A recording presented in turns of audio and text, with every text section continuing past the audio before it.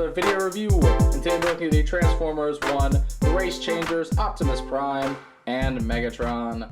So here they are in their alt modes, and I know I normally don't do video reviews. I do every now and again, usually when I have something interesting to talk about, just like today.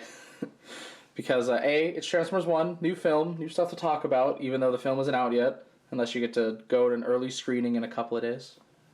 Couldn't be me, I wish. But also, it is the return of bot shots under the very strange name of Race Changers. But here they both are, and this is a slight reworking with new launchers for the Series 1 Optimus Prime and the Series 1 Tank Megatron. Here they both are in their alt modes, and we're going to start off with Prime here. As you can see, he is bright, he is colorful, and I am in love. He just looks so nice. He has all the weird paint that the original ones have, where like they painted. There's always a one section painted red. It's either this whole thing is painted red, or just and then like this is also, or like this whole section. They could never decide. And then I think this is the only version of this mold to actually paint the trailer stripe, which is really unique. But both of these have a new front grille, and they also have a new little spoiler, and that is here on this one. And to bring in a little comparison, here he is with the Series 1 single pack launcher Optimus Prime. You can see that new grille in work. See it right there, and it looks quite nice. It's a lot more crisp. Like you can define the Autobot logo, whereas this one it's kind of like, Which maybe it's because it's painted, I don't know. But yeah, see, like this time they just molded the part in red. I feel like that just made more sense from the get-go instead of painting this whole thing red. But then again, I think they just sculpted this entirely in gray plastic. Whereas this actually has two plastic colors, which is, I don't know how, it might be kind of unique. At least I think it's unique for this mold anyway. Because I swear the rest of this is just gray plastic. It's very nice. And of course he does have the extra little spoiler bit there. It's quite lovely. Or maybe it's like, I guess technically he does have two colors because the wheels are a different color. I don't think I've ever noticed that one. That's kind of interesting. I guess he just has a ton of paint. Anyways, after spiraling for a second. And then we'll bring in Megatron here, who is very nice, whose retooling actually does make sense for TF1 because this just doesn't. Like, I don't think Optimus is trying to look like his Transformers 1 counterpart. Megatron's at least attempting. Optimus is so great, though. He kind of reminds me of the G1 colored Voyager Optimus from the first live-action movie toy line. I want to say it was RoboVision Optimus. It was either RoboVision or First Strike. I cannot remember the name. But I own it, and it reminds me of that because it has so much extra red. Here we have Megatron here, and he does look very lovely. He's finally gray. And it's weird they never made him gray, because like he was gray in Revenge of the Fallen, what this is based on.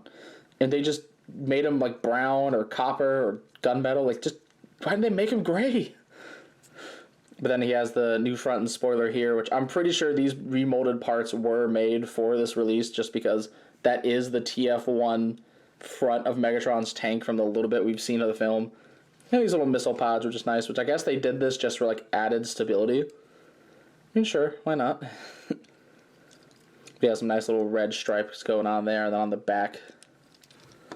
And then to bring one in for a comparison, here is once again the single pack launcher, not the Battle for the Matrix set, or the single pack. It does look very nice. There's actually more going on with this one's tank mode, just because he has the two plastic colors, where the secondary color is also the wheels. Which now I'm thinking about, did other bot shots do that? I gotta look into that. But you can see the new front, a little bit less bulky, which you can argue like goes a little bit more against this tank design, but I don't really care. I do kind of miss the little dot there at the front, but you know, small loss. Small loss with the added color.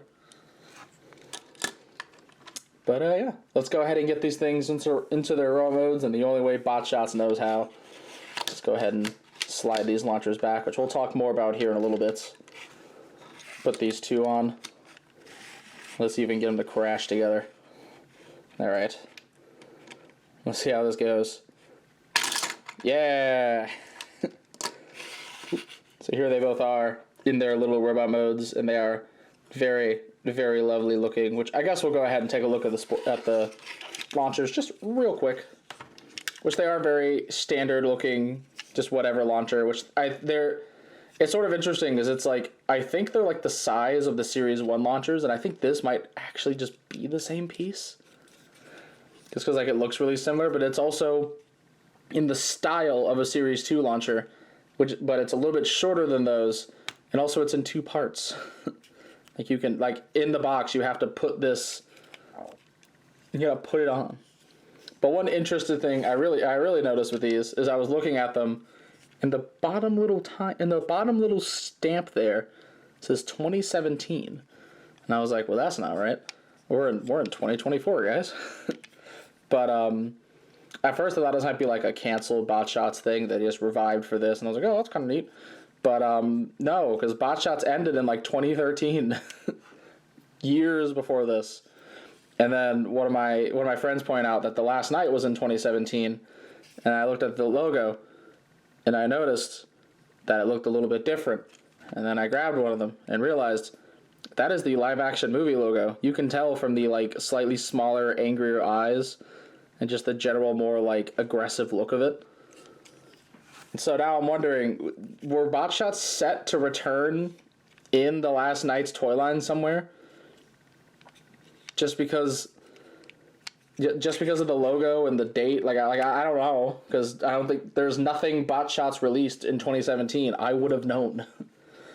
But I just thought that was really, really interesting.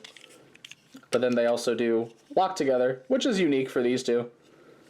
Because I don't think any of the other launchers ever could interlock, which makes you wonder, are they going to release more?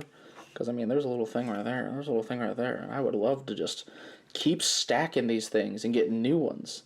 Do a Bumblebee and Alita. Do Alita from like Mirage or something. I don't know.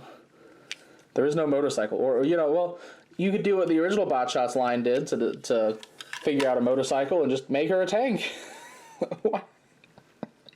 Bot Shots Groove is the best thing ever still. Anyway, let's get into these guys. Optimus here is a very, very bright boy, where the only real paint on him is on the head, and then just a little bit on the thigh right there. Very, very Bot Shots move. Love to see it. The only real bummer about these is that they did keep the 3-sided die, and I know they're not going to do the rock, paper, scissors gimmick, because that's not what these were about. They're just kind of meant to be little guys on your desk that race. But they didn't print anything. There's nothing. Why? I think I put a cog in there for both of them, and then maybe like a matrix for Optimus. I don't know what the third thing for Megatron would be. Maybe his broken spirit. I don't know. But just nothing? Come on. Then for a little comparison, let's bring in Optimus yet again. And you can see there's a lot less paint going on, but I don't really feel like it's missing anything. Like, I think he just gets by his very bright colors. Like, it's very appealing to look at. I love just staring at this one. And it's so different because it's just a very bright figure compared to the original one. And it's just really, really nice. It feels like one of those like Series 2 color schemes they would have done. It's just very unique. However, I think if they really wanted to try to match Transformers 1 just a touch more, they probably should have used the Series 2 flip changer, but yeah, they probably weren't going to do that. Bring him back, and we'll focus in on Megatron, which Bot Shots always nailed their head sculpts. Not even just their head sculpts, their sculpts in general always went hard. Bot Shots found the way to chugify and simplify the Bayverse aesthetic a decade ago, and yet War for Cybertron trilogy and Legacy absolutely refused to even try. Like, look at that. Look at that is Bayverse Megatron's head simplified. Brilliant. What's the problem? Which Megatron does look quite nice. He has a little bit of red paint there and the red on the eyes. And then the block is silver painted on that one side because the rest is just black. So you can just nothing's happening there. But he does look very nice. Again, he just looks so nice in gray too. Like it works. And let's bring in Megatron here to half transform. There we go. And it does look very, very nice. Again, it's just nice seeing him in gray instead of just brown or copper gunmetal. Like, they still look nice. They still look fun. But this just works. I don't know. It hits different. But, yeah, also the fact that the Series 2 launchers are a lot stronger than these. So we're going to bring in Optimus's launcher, and we're going to bring in Cryo Scourge's launcher, which I just love showing off because it looks so cool. Like, look at these purples and the Allspark-ish blue and the green. It goes so hard. Anyway, let's get these both back here a little bit. Put Optimus on one, put Megatron on the other. And so I'm just going to get a little bit back here. So the Optimus launcher just taps it. And this one rockets in there. It's insane. It's so strong. I gotta reach all the way back to get these. There we go. I'm like all the way at the front of my table because these guys are so tiny. But yeah. Overall, was this worth $20? Probably not.